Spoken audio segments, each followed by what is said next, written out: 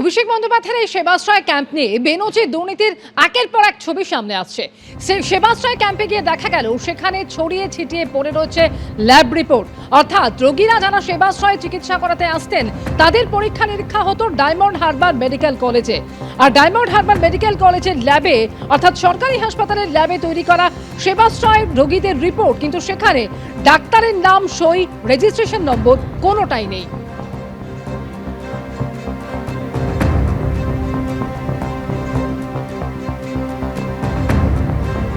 সেবাশ্রয় নিয়ে নানান অভিযোগ উঠেছে, নানান বেনিয়মের বিষয় সামনে এসেছে।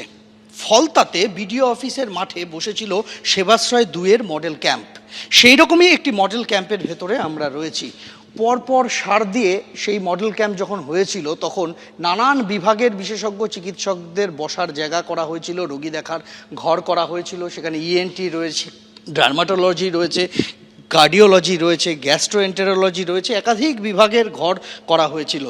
কিন্তু যে ল্যাব বলে যে ঘরের বাইরে লেখা রয়েছে সেই ঘরের ভেতরে উকি দিলেই চোখ কপালে উঠে যাবে। কেন?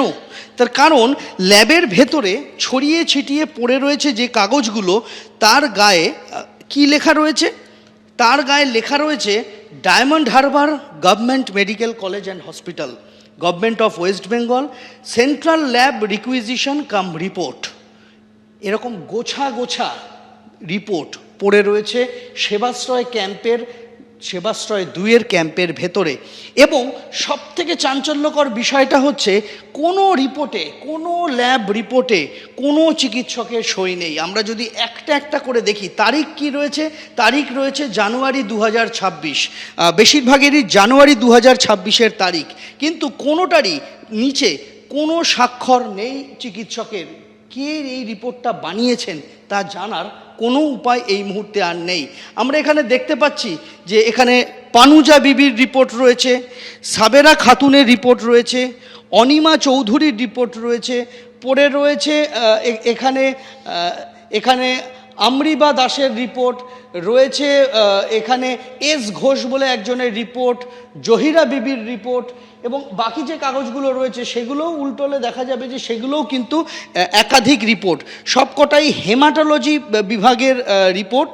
কিন্তু কোনোটাতেই কোনো রিপোর্টে কোনো স্বাক্ষর নেই এখানে। এবং একটা সরকারি মেডিকেল কলেজ হাসপাতালের যখন কোনো রোগীর রিপোর্ট তৈরি হয় সেই ল্যাবের, সেখানে অবশ্যই সেই রোগীটি কোন আউটডোরে দেখিয়েছেন অথবা কোন বিভাগে তিনি ভর্তি রয়েছেন সেই বিষয়টা উল্লেখ থাকে। এখানেও রয়েছে, যেহেতু সরকারি মেডিকেল কলেজ হাসপাতাল, তার একটা ছাপানো ফরম্যাট রয়েছে। সেই ফরম্যাটে এখানে লেখা রয়েছে ওপিডি নেম স্ল্যাশ দিয়ে রয়েছে ওয়ার্ড নাম্বার, অর্থাৎ কোন ওয়ার্ড অথবা ওয়ার্ডে রোগী ভর্তি রয়েছেন অথবা কোন ওপিডিতে রোগীকে দেখানো হয়েছে।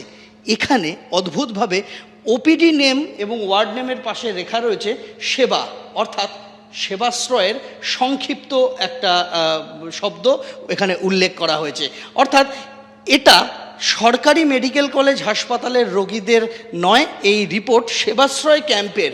কিন্তু কিভাবে, কেন ডায়মন্ড হারবার মেডিকেল কলেজ, রাজ্যের সরকারি একটি মেডিকেল কলেজ, সেখানে সেবাশ্রয় ক্যাম্প থেকে পাঠানো রোগীদের নমুনা যাবে এবং সেগুলি পরীক্ষা হবে এবং সেখানে সরকারি হাসপাতালের কোনো ওয়ার্ড বা ওপিডির উল্লেখ থাকবে না, শুধু লেখা থাকবে সেবা, এবং নিচে কোনো চিকিৎসকের স্বাক্ষরও থাকবে না, তার কোনো রেজিস্ট্রেশন নাম্বার থাকবে না। এ ঘটনা নজিরবিহীন।